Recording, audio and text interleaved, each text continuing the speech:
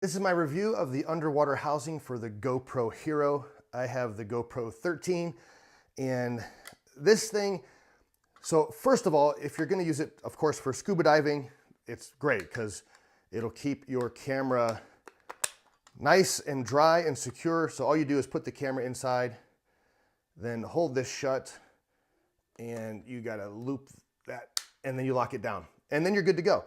It does come with the attachment here, so you can put this on a helmet or wherever you want to attach it to. But what makes this so awesome for me is yes, I use it for snorkeling, for scuba diving, but I also use this if I'm attaching it to my scooter. I have an electric scooter.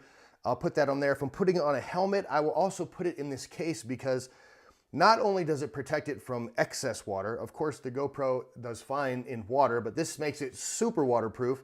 It also protects the lens. So if you're doing a very sporty activity where you might drop the camera or it might get hit, I just like knowing that I have this extra layer of protection around the camera.